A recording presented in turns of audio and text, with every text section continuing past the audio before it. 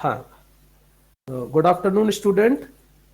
Today's lecture on important terminology in irrigation management. In irrigation management, puddling is very important practices, mostly followed by the farmer in paddy field. Paddy field में ploughing करते हैं before the planting of the crop, ploughing of the field before the transplanting of the seedling in field in standing water to reduce the percolation losses of water. In paddy field, the main problem is percolation losses of water in paddy field. So farmers follow this practice, plowing of the field after the irrigation before the planting of the crop. During this period, farmer use moldboard plow or soil turning plow for puddling of the field. Simply, you can define puddling is the practice of plowing in standing water after the irrigation in the field before the transplanting of the paddy to reduce the percolation losses of water in field. ये इसको farmer use करते हैं जो आपका lowland area rice है, जिसको wait rice बोलते हैं, वहाँ यूज करते हैं इसको. तो ये हो गया आपका पडलिंग. सेकंड टर्म्स यूज किया जाता है duty of water. What is duty of water? How you can define duty of water? Duty of water, it means a volume or quantity of water applied by the farmer in crop up to the maturity during standing crop. The quantity of water applied by the farmer through irrigation after the sowing of the crop up to the maturity. यानी sowing और maturity के बीच में जितना भी irrigation farmer ने apply किया है वो होती है ड्यूटी ऑफ वाटर. तो इसका जो यूनिट होता है वो वॉल्यूम में आता है. कितना क्यूबिक सेंटीमीटर वाटर को आपने क्रॉप को अप्लाई किया. तो ये हो गया ड्यूटी ऑफ वाटर. इसमें फार्मर भी मेजर कर सकता है और रिसर्च फार्म होते हैं वहां पर क्रॉप का वाटर रिक्वायरमेंट मेजर किया जाता है. Water requirement of crop in volume from sowing to maturity. Quantity of water required for irrigation to bring a crop to maturity. इसको बोलते हैं ड्यूटी ऑफ वाटर. और duty of water can be calculated by this formula 8.64 multiply by base period and divided by delta. यहाँ क्या है कि 8.64 is the constant figure है, इसको आपको मल्टीप्लाई करना base period of crop. Base period क्या है? Base period is the irrigation period of crop. आपने जो क्रॉप का इरिगेशन पीरियड्स हैं उनको डेज में लिखना है. Irrigation period of crop in days during the crop growth stages and divided by delta. Delta क्या है? Delta is the depth of irrigation. पर इरिगेशन आपने कितना डेप्थ रखा है? 2 सेंटीमीटर, 5 सेंटीमीटर. तो डेल्टा क्या है? Delta is a measurement of water, irrigation water in depth in centimeter. इसको जब डिवाइड करेंगे तो इसके बाद निकल के आएगा ड्यूटी ऑफ वाटर. तो duty of water can be defined a volume और quantity of water required for irrigation to bring a crop to maturity. Crop को मैच्योरिटी तक जाने में कितना वाटर का रिक्वायरमेंट हुआ इन वॉल्यूम, उसको कैलकुलेशन कर सकते हैं. ठीक है. इसके बाद एक टर्म्स यूज किया जाता है वो है gross duty of water and net duty of water. Gross duty of water में क्या होता है कि इसमें एरिया जो कमांडेड एरिया होता है, area commanded by the flow of water as measured at the source of supply. यानी कि measurement of water from the source of supply includes wastage of water in irrigation channel. इनको दोनों को add करते हैं. क्या करते हैं? Water supplied through source of irrigation plus water losses in irrigation channel during the irrigation. Combinedly जो water का अमाउंट निकल के आता है वो है ग्रॉस ड्यूटी ऑफ वाटर. जो वाटर का वॉल्यूम निकल के आता है वो है ग्रॉस ड्यूटी ऑफ वाटर। तो इसको कैसे एक्सप्लेन करना है? Simply area commanded by the flow of water as measured at the source of supply, जहां से हमारा वाटर सप्लाई हो रहा है, इसमें इंक्लूड करते हैं wastage of water in irrigation channel during the irrigation. तो इसको बोलेंगे ग्रॉस ड्यूटी ऑफ वाटर। दूसरा टर्म्स इसमें यूज किया जाता है वो है net duty of water. In net duty of water measurement of water supply from the source of irrigation to field, इसमें जो ऐड करते हैं वो फील्ड में जो वाटर के लॉसेस है, वो इरिगेशन चैनल का जो लॉसेस ऑफ वाटर था उसको माइनस कर देते हैं। तो area commanded by water delivered at field, it includes the losses of water in the field by evaporation, by percolation, by seepage. जो डिफरेंट लॉसेस ऑफ वाटर होते हैं ये कहाँ होते हैं? फील्ड में आकर के, तो इसको इसमें इंक्लूड करते हैं। तो losses of water, losses from the field includes, जब उसको इंक्लूड करेंगे तो उसको बोलेंगे नेट ड्यूटी ऑफ वाटर। तो ये दो होते हैं, gross duty of water and net duty of water. Difference between gross duty of water and net duty of water is known as efficiency of distributaries. जो हमारा इरिगेशन डिस्ट्रीब्यूशन सिस्टम है उसकी efficiency. तो efficiency of distribution system can be calculated bye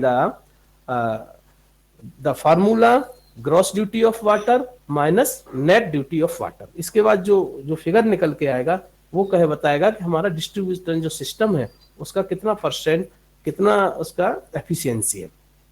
तो distributaries efficiency can be calculated by the difference between gross and net duty of water। तो ये duty of water clear हो गया। Duty of water क्या है? ये volume और quantity of water है required by the crop up to the maturity. उसकी मैच्योरिटी तक जितना वाटर को उसको रिक्वायरमेंट हुआ वो उसका ड्यूटी ऑफ वाटर हो गया क्रॉप के लिए। इसको वॉल्यूम या क्वांटिटी में मेजर करते हैं। क्लियर हो गया?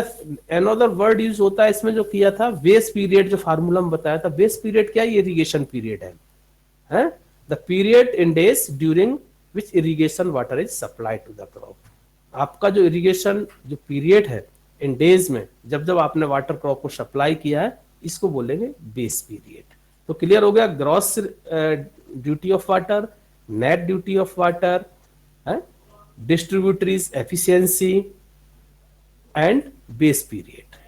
बेस पीरियड में क्या है? ये पीरियड है of irrigation day in days during the crop stand period. जब क्रॉप जिस टाइम खड़ा हुआ है फील्ड में सोइंग टू मैच्योरिटी, उसके बाद तो हार्वेस्ट हो जाता है। इसमें एक फार्मूला में यूज किया गया था डेल्टा। डेल्टा क्या है? Delta is a measurement of water in depth. जो भी क्रॉप ने वाटर का रिक्वायरमेंट किया है फ्रॉम जर्मिनेशन टू मैच्योरिटी, इसको हम मेजर करते हैं डेप्थ में। यानी कि depth of water is delta और volume of water is duty.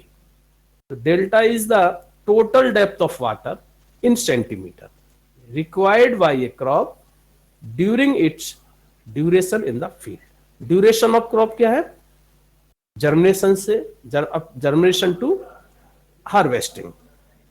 From germination to harvesting it is the duration of crop in the field. During this period, crop required water in depth in centimeter is known as delta of water. अगर volume में किया है तो वो duty of water हो जाएगा।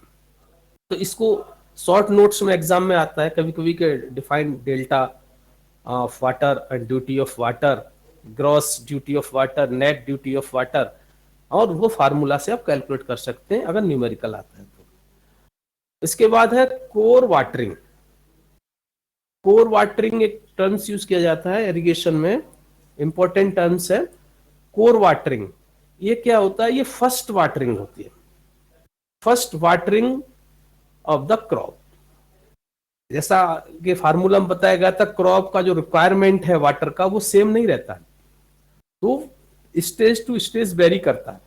तो crop water requirement is not uniform,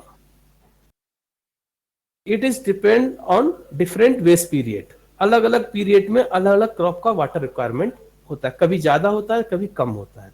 तो उनको सभी को जब कंबाइंडली जोड़ते हैं उसके बाद ही निकल के आता है total water requirement of the crop by delta और बाई ड्यूटी। और इसमें जो सबसे फर्स्ट इरिगेशन होता है, first watering of crop is known as core watering. तो कोर वाटरिंग क्या है? Core watering is a first watering of the crop. इसके बाद आता है water regulation, rostering of water, या कभी इसको दूसरे वर्ड में यूज करते हैं हफ्ताबंदी बोलते हैं, बाराबंदी। एग्जाम में शॉर्ट नोट्स आता है, बाराबंदी को एक्सप्लेन करिए, write down the short notes on बाराबंदी, रोस्टरिंग और वाटर रेगुलेशन। ये सभी टर्म्स हैं वो सेम है, इनका अलग अलग इनके सिनोनिम्स हैं। रोस्टरिंग का मीनिंग भी वही है, वाटर रेगुलेशन का वही है, और जो बाराबंदी यूज करते हैं उसका भी है। ये क्या है? It is the distribution of water among the farmers through irrigation channel. Farmer को रोटेट किया जाता है कि किस फार्मर का किस डेज में किस पीरियड में उसको वाटर मिलेगा इरिगेशन के लिए फ्रॉम इरिगेशन चैनल और कैनाल से। माइनर होते हैं तो इरिगेशन डिस्ट्रीब्यूशन सिस्टम क्या है? First water canal received water from the dam, जो डैम से कैनाल में वाटर ट्रांसफर होता है, कैनाल से वाटर ट्रांसफर होता है माइनर में, और माइनर से चैनल्स के थ्रू फार्मर के फील्ड में। तो एक माइनर चलता है, उसके अराउंड द बहुत सारे विलेज होते हैं, बहुत सारा कल्चरल लैंड होता है, तो उनको uniformly distribution of water among the farmers by a scheme, by a time table. तो ये इरिगेशन का टाइम टेबल है जो फार्मर को अलॉटमेंट होता है।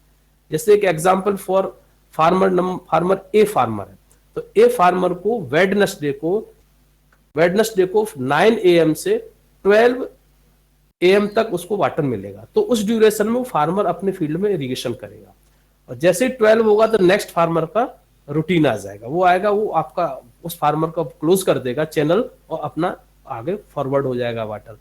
तो ये क्या है? It is simple, very simple, distribution of irrigation water among the farmers from the irrigation channel. Irrigation channel से वाटर का फार्मर्स के बीच में डिस्ट्रीब्यूशन करना है uniformly as per the cropped area. जिस फार्मर का जितना क्रॉप्ड एरिया होगा उसको उतना पीरियड ज्यादा मिलेगा। इनको सबको क्या करते हैं, उनको वीक के जो 7 डेज हैं उसी में रोटेट किया जाता है फार्मर को on the basis of the cropped area और कमांड एरिया। जो जिससे आपका कई सारे इरिगेशन चैनल होते हैं, कई सारे माइनर होते हैं, उन माइनर से जो फार्मर का लैंड अटैच है, जो फील्ड अटैच है, उनको अलॉटमेंट का होता है टाइम का। तो इसको बोलते हैं रोस्टरिंग ऑफ वाटर, यानी distribution of irrigation water among the farmers in days and hours में उनको डिवाइड कर दिया जाता है। और वाटर रेगुलेशन भी यही है, और बाराबंदी भी इसी को बोलते हैं। इसके बाद एक टर्म्स और यूज किया जाता है, वो होता है पाल्को। पाल्को इज द फर्स्ट इरिगेशन। पाल्को क्या है? पाल्को is the first irrigation before sowing. कभी कभी इसको प्री इरिगेशन हम लोग बोलते हैं। Pre irrigation irrigation of the field before the sowing of the crop, और फील्ड प्रिपरेशन से पहले जो इरिगेशन अप्लाई करते हैं उसको बोलते हैं प्री इरिगेशन या पाल्को। तो पाल्को क्या है? पाल्को is the first irrigation,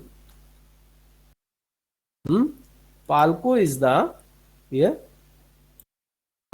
the first irrigation before the sowing of crop, for seed germination and seedling establishment.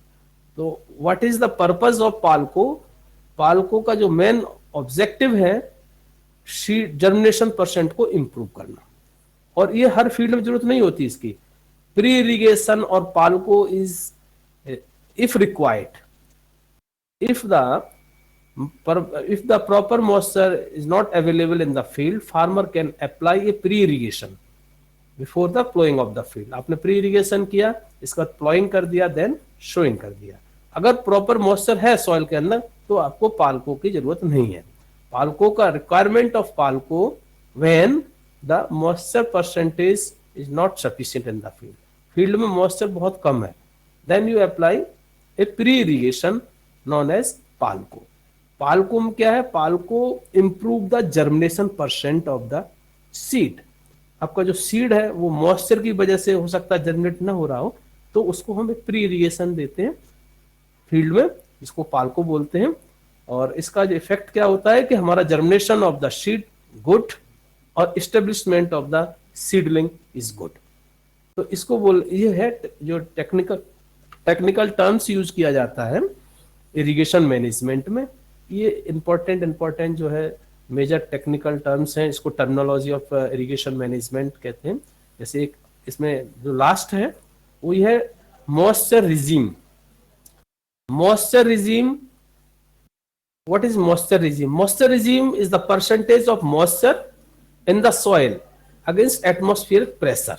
जो एटमॉस्फेरिक प्रेशर होता है उसके अगेंस्ट जो सॉइल में मॉइस्चर मेंटेन है, yes water moisture retained by the soil particle at the atmospheric pressure is known as moisture regime. जो atmospheric pressure पर कितना आपका वाटर परसेंटेज रिटेन है सॉइल के अंदर, वो है मॉइस्चर रिजीम। तो these are the important terminology in irrigation management. सभी की समझ में आ गया होगा। तो ये इंपॉर्टेंट टर्मिनोलॉजी जो हमारा जो लेक्चर है ये कंप्लीट हो रहा है। इसके बाद आप लोगों को इसके बाद और एक्सप्लेन करेंगे जो आपके क्वेश्चन आंसर के अकॉर्डिंग। तो इसका जो आज का मैं thanks to all of you to attend this lecture. और आप इसमें जो भी आपकी क्वेरीज हैं, एनी क्वेरीज और doubt you can send through chat box के थ्रू आप हमको भेज सकते हैं, और जिससे हम आप क्वेश्चन आंसर सेशन स्टार्ट कर देंगे। ठीक है, thanks to all of you. And next is question answer session.